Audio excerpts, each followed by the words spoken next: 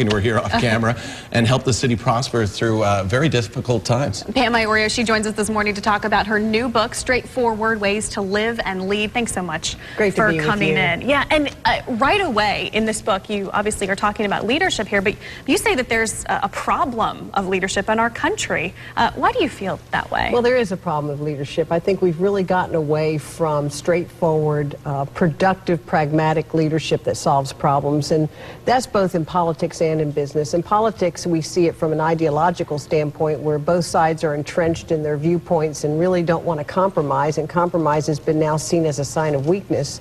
In business, we can see how the business community has let us down with the need for bailouts and the financial difficulties from Wall Street, having to go to the government to get money to stay alive, and you really don't ever see a CEO ever step up and say, I've made a mistake and I take responsibility for it, and that's a lack of leadership. But do you think there's a media issue here too? Because news is now 24/7 all the time. When anything happens, we're on top of it and we overcover certain things, from my opinion. And so you have individuals, and none of us are perfect. So you have individuals that may have flaws, but now those flaws are blown so out of proportion that those people who have the ability to lead and move us through stuff, as imperfect as they are, because no one's perfect, they may shy away from doing this now. Well, good point. And in fact, we all are work in progress. And what's happened with the growth of different forms of media over the past several decades, with the internet, and with the different types of social media, and with the different types of specialized media that have their own points of view, is I really think there's been more of an emphasis on short term rather than long term. So for the substantive leader who wants to be thoughtful and methodical and might say, hey, the answer is 10 years from now, or you know, we can put our country on a course, and 15 years from now we'll be out of debt. That's no longer in vogue. Everything is a very short term. What have you done in the past 24 hours? That also permeates the business community, where short term growth and profit trumps a long term mentality. Let's talk about, Yeah, I wanted to bring that up because when I was reading the book, a large section focuses on the crisis that hit the Bay Area when you were in office, and particularly the 4 deaths of police officers. 2 cases were murders. 3 people obviously lost their lives to murders. How did those events change you and shape you? Because, you know, before you went into office, you said, okay, I'll probably deal with a hurricane. Right. Didn't think you'd have to deal with what you did. I didn't, and it did change me. The first was a person who was very close to me, Detective Juan Serrano, who was assigned to me to be, I say, my bodyguard, for lack of a better term, because I really don't like, I don't know what else to say. He really became my friend. He was assigned to watch over me, and at first I really bristled at the thought of even having someone because I didn't believe I needed anybody.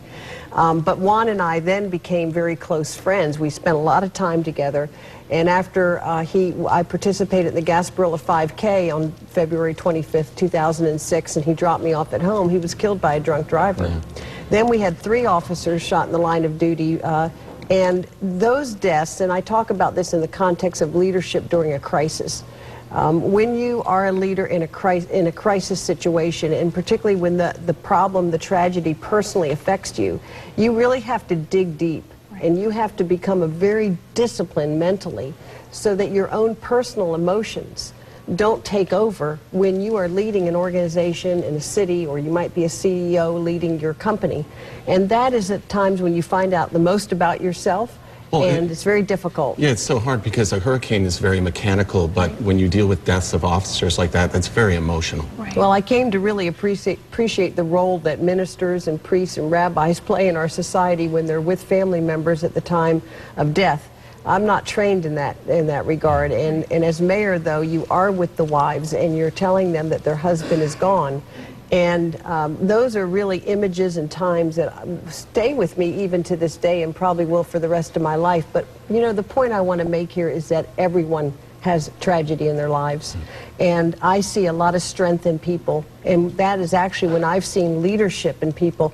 The credit, for example, in this case goes to the wives of these officers who showed tremendous leadership and resilience. And that's one of the points in the book, that we have leadership within ourselves that we often don't recognize. Mayor, thank you so much for coming in. The book, you can get it. I read it. It's fascinating. Get it in stores, and you'll also be signing at area bookstores too. More information on your website. Absolutely. What website is it? My website is PamIorio.com, and I have a listing of book signings, and thanks very much. Okay, Mayor, thanks so much for coming in. Great to be with you. Great to be with you. We'll be right back.